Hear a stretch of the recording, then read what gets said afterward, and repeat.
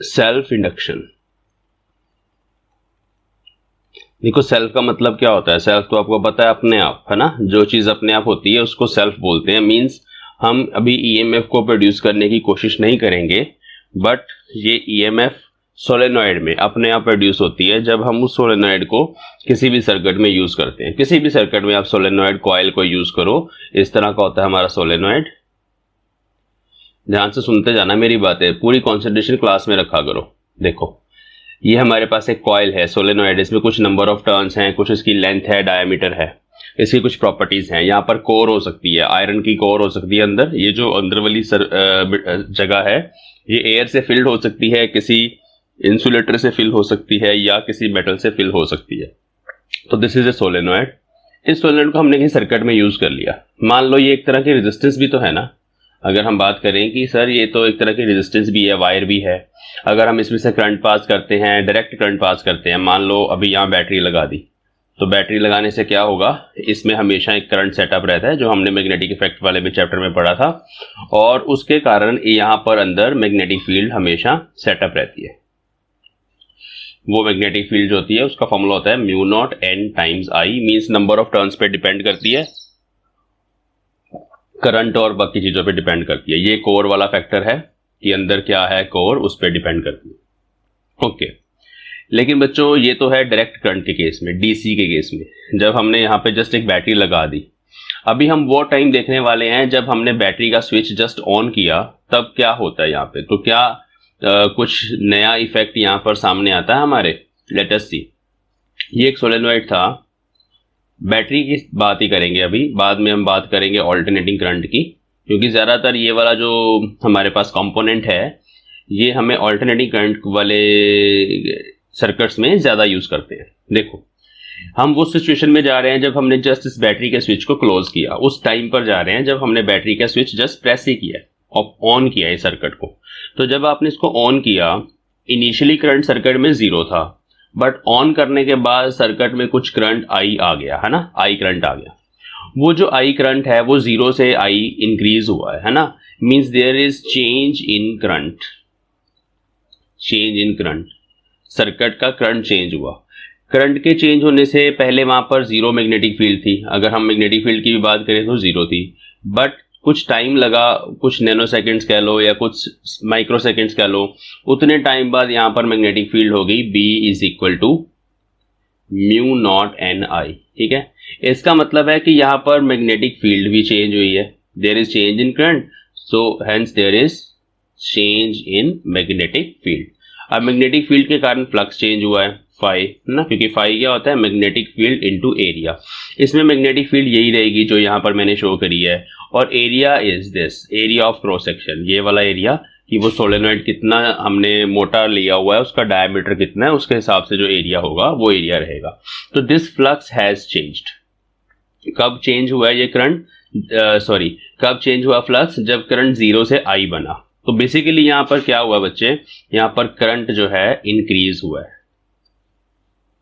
तो करंट के इंक्रीज होने से फ्लक्स चेंज हुआ, फ्लक्स के चेंज होने से लेंस लॉ हमें बोलता है कि there must be some induced EMF xi which is given as minus d∅dt, और उस इंड्यूस्ड ईएमएफ को जो यहाँ पर जनरेट होती है उसके कारण इस सर्किट में एक और करंट आएगा। जैसे हमेशा अभी तक हम सीख रहे हैं, वो जो नया करंट है that is called I dash, induced current. और ये जो I डैश है इस पर्टिकुलर केस में उसकी डायरेक्शन ओरिजिनल करंट के ऑपोजिट रहेगी। क्यों डायरेक्शन ऑपोजिट रहेगी, तो direction is opposite due to Lenz law, जैसे कि अभी तक हम करते आ रहे हैं, direction is opposite to I due to Lenz law. तो ये जो फिनोमिना है कि भाई एक कॉइल को हमने जस्ट सर्किट में यूज किया, लेकिन उसके आप अपने आप एक अंदर इंड्यूस करंट आ गया, एक इंड्यूस्ड ईएमएफ आ गई, this phenomena is called self induction. यहां पर जो ईएमएफ जनरेट हुई है that is called self induced EMF. ये जो करंट है that is self induced current. ठीक है, अब दो सिचुएशंस हैं, एक तो मैंने आपके सामने बना दी जिसमें करंट इंक्रीज कर रहा है। कौन सा करंट, ओरिजिनल करंट जो हमने अप्लाई किया है that is increasing. If it is increasing then induced current is opposite to the applied current. एक और सिचुएशन बनाते हैं। दूसरी सिचुएशन है कि सोलेनॉइड ऑलरेडी इस सिचुएशन में था, ऑलरेडी क्लोज सर्किट था, यहाँ पे करंट ऑलरेडी वहां पर फ्लो कर रहा था, वो बैटरी लगी हुई है तो ये डायरेक्ट करंट है। उस केस में मैग्नेटिक फील्ड अभी यहाँ पर जो है B, that is mu naught N I, ठीक है। इस पर्टिकुलर केस में यहाँ पर ये कांस्टेंट है अभी, क्योंकि करंट कांस्टेंट है। अब अगर मैग्नेटिक फील्ड कांस्टेंट है तो यहाँ पर फ्लक्स जो है that is constant, that is not changing with time, therefore induced EMF is zero. But if we open the circuit, अगर हम यहां से सर्किट को ओपन करें, मींस यहां पे मान लो स्विच लगा हुआ है या हमने इस वायर को ब्रेक कर दिया, तो क्या होगा, करंट आई जो था यहां पर फ्लो कर रहा था that will become zero, means यहां पे करंट डिक्रीज करेगा, ठीक है, करंट विल डिक्रीज। तो जब करंट डिक्रीज करेगा तब जो इंड्यूस करंट आएगा बच्चों, उसकी जो डायरेक्शन होगी that will be same, I dash that will be same as that of original current. This is also due to Lenz law. Lenz law यही बोलता है कि जब भी हम किसी सर्किट के अराउंड मैग्नेटिक फ्लक्स को चेंज करेंगे तो इंड्यूस्ड ईएमएफ उस चेंज को अपोज करेगी। If you are increasing the current then induced current will be opposite, if you are decreasing the current then induced current is in same direction as that of original or applied current, ठीक है। तो this phenomena is called self induction, okay।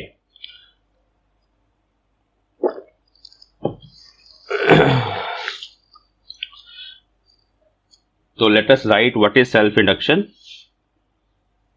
एक simple line में हम लिख लेते हैं, इसका मतलब है कि when a time varying current, जब तक करंट कांस्टेंट है तब तक नहीं आती है, but when a time varying current is set up in a coil और solenoid then it produces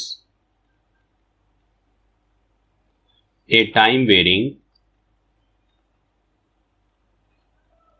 magnetic flux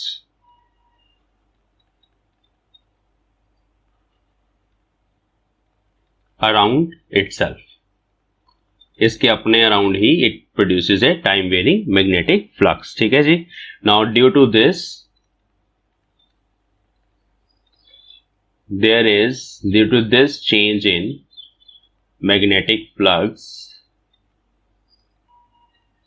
there is an opposing EMF called self-induced EMF. This is called self-induced EMF or the second name is back EMF. इसको back EMF भी बोलते हैं। अगर आपने EMF के terms में diagram बनाना है तो आप देख सकते हैं, ये इस तरह से है हमारे पास, ऐसे हम बना देते हैं। तो यहां लिखेंगे when the key is closing। तो देखो बच्चों, हमारे पास यहाँ पर जो अप्लाइड ईएमएफ है ना, उसके कारण करंट इस डायरेक्शन में जाएगा और इधर हमारे पास इंड्यूस करंट आएगा, और यहाँ पर ना हम ऐसे शो करते हैं, दिस इज एक्साई अप्लाइड वाला, और जो इंड्यूस्ड वाला एक्साई है उसको हम यहाँ पे शो करते हैं, उसका हम यहाँ पर पॉजिटिव बनाते हैं, यहाँ नेगेटिव बनाते हैं, and there is also xi dash. देखो अब इसने करंट ऑपोजिट डायरेक्शन में भेजना है, ये पॉजिटिव है ना, और ये पॉजिटिव करंट ऊपर भेज रहा है, तो this is एक्साई dash. Second diagram, ये सिचुएशन है हमारे सामने, ऑलरेडी की क्लोज थी यहाँ पर, ठीक है, like this, just after the key is open, जब हमने जस्ट की को ओपन किया, उस पर्टिकुलर टाइम पे होता है ये, जब आपने ओपन कर दिया करंट जीरो हो गया, उसके बाद कुछ नहीं होना, लेकिन जब करंट चेंज हो रहा है उस टाइम पर ये चीज होती है। तो उस केस में बच्चों करंट ऐसे था आई, और इस केस में हमारा आई डैश भी जो है वो सेम डायरेक्शन में ही रहेगा, इसी में से ऐसे ही फ्लो करेगा। ये प्लस था, ये माइनस था, तो उसका ये माइनस ये प्लस, ताकि ईएमएफ जो है वो सेम डायरेक्शन में रहे और करंट फ्लो होता रहे। ठीक है, तो दिस इज द फिनोमिना।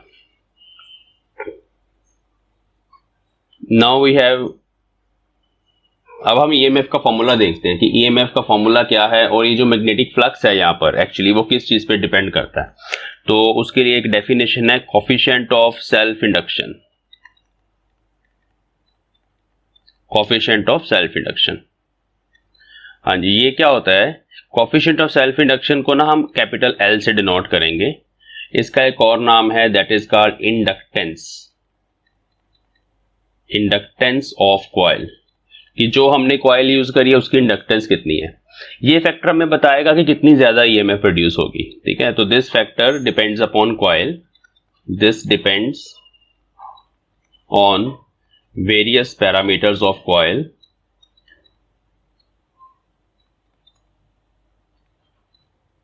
ठीक है, कॉइल कितनी बड़ी है, कितनी नंबर ऑफ टर्न्स हैं, कितना उसका एरिया है, अंदर कोर कैसी है, इन सब चीजों पे ये डिपेंड करती है। और ये हमें बताएगी कि जो ईएमएफ इंड्यूस होने वाली है वो कितनी ज्यादा होगी, उसका मैग्नीट्यूड कितना होगा। तो उसको डिफाइन करने के लिए लेट अस राइट, हमें ये पता है कि यहाँ पर जो मैग्नेटिक फ्लक्स है that is directly proportional to current. ये हमारे पास कॉइल थी, इसमें ये करंट आपने अप्लाइड करंट भेजा, उसी के कारण तो बननी है magnetic field which is B is equal to mu naught N I. और ये जितना ज्यादा होगा उतना ही फ्लक्स होगा, क्योंकि फ्लक्स बन गया B into A which is mu naught N I A. तो करंट के डायरेक्टली प्रोपोर्शनल है फ्लक्स। बाकी सारे पैरामीटर्स यहाँ पे कॉइल से रिलेटेड है, area is related to coil, N is related to coil, but I is the thing which we can vary for a given coil. तो जितना करंट ज्यादा होगा सर्किट में उतना मैग्नेटिक फ्लक्स ज्यादा होगा और चेंज इन फ्लक्स भी उतना ही होगा। तो इसलिए हम लिखेंगे देयरफॉर, अगर इसके डायरेक्टली प्रोपोर्शनल है therefore phi is some constant times आई।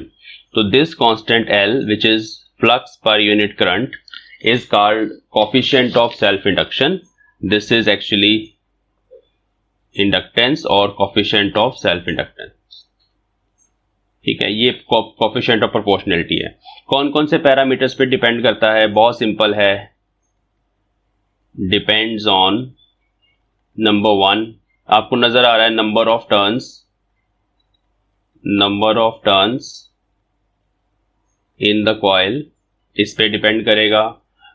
इसका फॉर्मूला भी निकालेंगे लेकिन जस्ट आपको बता रहा हूं, area of cross section, nature of core, तो ये कुछ चीजें हैं जिन पे ये डिपेंड करेगा। ठीक है, let us define L. Definition क्या बनेगी, देखो यहीं से आ जाओ, डिफाइन एल, यहां मैं डिफाइन कर देता हूं। इफ करंट इज 1 एम्पेयर, अगर हम 1 एम्पेयर करंट भेजें तो उस केस में हमारा एल जो है that is equal to 5, simple. तो इसका मतलब है कि it is equal to, therefore L is equal to amount of magnetic flux, amount of magnetic flux when a unit current is set up in coil. So this is a definition, very simple, set up in the coil. जब एक unit current setup होगा coil में तो उस case में L जो है वो फ्लक्स के ही बराबर होता है। ठीक है बच्चों, तो this is the definition of inductance, coefficient of self inductance. इसका SI यूनिट क्या होता है, SI यूनिट, SI यूनिट इसका होता है, देखो L इज 5 बाई I, है ना, तो 5 is in webers, current is in ampere, तो you can write weber per ampere. But इसका एक और नाम है, वीबर को एम्पेयर के नीचे, एम्पेयर को वीबर के नीचे बिठा दो, मतलब वीबर पर एम्पेयर, तो इट बिकम्स हेनरी, इसको हेनरी बोलते हैं। ठीक है, कैपिटल H से इसको डिनोट करेंगे। This is actually SI unit of inductance. अब बच्चों जैसे हमने कंपोनेंट पढ़ा था सेकेंड चैप्टर में रेजिस्टेंस, उसका SI यूनिट ओम था। ठीक है, इस सिंबल से हम डिनोट करते थे। वैसे ये भी एक और कंपोनेंट पढ़ा, एक और पढ़ा हुआ है हमने, कैपेसिटर भी पढ़ा हुआ है, ये भी सर्किट में यूज होते हैं, फेरेड में हम कैपेसिटेंस मेजर करते हैं। ऐसे ही अभी तीसरा कंपोनेंट, 3 कंपोनेंट्स हो गए हमारे पास। Third component is this solenoid. इस तरह की कॉइल्स भी सर्किट में हमें देखने को मिलती हैं, लेकिन ये ना ज्यादा AC सर्किट्स में मिलेंगी हमें, ज्यादा क्या मिलती ही AC सर्किट्स में है। ऐसा क्यों, क्योंकि इसकी जो ये प्रॉपर्टी है सेल्फ इंडक्शन वाली, ये तभी आएगी एग्जिस्टेंस में जब करंट वेरी करेगा। तो डायरेक्ट करंट तो सिर्फ तभी वेरी करेगा जब आपने स्विच ऑन या स्विच ऑफ किया, तो थोड़ा सा छोटा सा इफेक्ट आता है। लेकिन जो इसका ओवरऑल मेजर इफेक्ट है उसको देखने के लिए हमें यहाँ पर टाइम वेरिंग करंट अप्लाई करना पड़ेगा। मतलब जो करंट है that should be a function of time. अगर ये टाइम वेरिंग करंट होगा तभी इसका जो ये इंडक्टेंस वाला ये जो इफेक्ट है वो हमारे सामने आएगा। Otherwise it is just like a resistance, just एक वायर ही तो है। बट अगर करंट टाइम वेरिंग होगा तो फिर इसकी इंडक्टेंस आएगी, और वो जो इंडक्टेंस है उसको एल से डिनोट करते हैं, जैसे यहाँ सी है यहाँ एल होगा और उसका यूनिट हेनरी होगा। ठीक है, तो 3 कंपोनेंट्स को यूज करके हम नेक्स्ट चैप्टर में सर्किट्स को पढ़ेंगे। चलिए, तो ये ऐसा यूनिट हो गया, आप इसको डिफाइन कर सकते हैं। 1 Henry is 1 वीबर per ampere. Means अगर हम किसी कॉइल में 1 एम्पेयर करंट सेटअप करें और उसके अराउंड जो मैग्नेटिक फ्लक्स हो that is 1 weber, then the inductance of that coil is called 1 henry. अब हम ईएमएफ का फॉर्मूला देखते हैं। देखो ईएमएफ क्या होती है, minus D five by D T. ये कहां से आई, फैराडे लॉ से। फैराडे लॉ बोलता है कि दिस इज ईएमएफ। ओके, अब ये जो फाई है ये अभी बन गया L टाइम्स आई, है ना। यहां से देख lo fi is L times I, तो अब नया फॉर्मूला बन गया d by D T into L times I. यहां से बच्चों ये L जो है ये कांस्टेंट है इसलिए बाहर आ जाएगा, और D I by D T. तो this is the new relation for EMF induced in a coil जिसकी सेल्फ इंडक्टेंस L है, उसके लिए आप ये फॉर्मूला यूज करोगे। बाकी जो पिछला फॉर्मूला किया था phi is magnetic field into area, वो बेसिक्स तो है ही है। Phi is magnetic field into area, वो बेसिक्स तो रहेंगे ही। कॉइल में भी मैग्नेटिक फील्ड रहेगी, उसका भी एरिया ऑफ क्रॉस सेक्शन रहेगा, वो सब है। लेकिन ये फॉर्मूला तब लगेगा when you have given the rate of change of current. जैसे D I by D T दे दिया मान लो, which is in ampere per seconds, और आपको ये दे दिया inductance of coil which will be in henry और मिली हेनरी, माइक्रो हेनरी। अगर आपको एल दे दिया जाए तो इस फॉर्मूले में सब्स्टिट्यूट करके you can find EMF, self induced EMF of A coil. तो ये सेल्फ इंडक्शन का है हमारे पास टॉपिक। इसके डायमेंशंस भी बड़े इंपॉर्टेंट हैं, एल के डायमेंशंस पूछ लिए जाते हैं।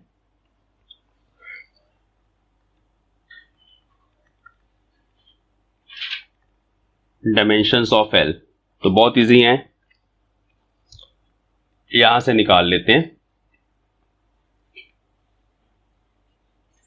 देखो ये दूसरा फॉर्मूला बनता है एल का, एक्साई is equal to minus L D I by D T, ये है ना हमारे पास। तो एल का दूसरा फॉर्मूला बनता है एक्साई into एक्साई upon D I by D T, ये दूसरा फॉर्मूला बनता है। माइनस साइन मैंने यहाँ पे छोड़ दिया, that is only for direction, तो ये हमारे पास आ गया। अब ईएमएफ जो है दैट इज इन वोल्ट्स, है ना। डायमेंशंस हमें लिखने हैं। ईएमएफ जो होती है बच्चे वो वोल्टेज है, that is actually potential difference. तो EMF is potential difference, D I is actually change in current, तो उसको मैंने करंट लिख दिया, एंड दिस इज टाइम, उसको मैंने टी लिख दिया। देखो voltage is work done per unit charge, ये सही है, ठीक है। तो इसको हम work done per unit charge लिख देते हैं, और करंट के लिए तो करंट ही रहेगा, फंडामेंटल है, इनटू टाइम। अब वर्क डन क्या है, work done is mL2t minus 2, ये हमें पता है ना। Work done is actually energy, energy is force into distance, mLt minus 2 into distance, ये बन जाएगा।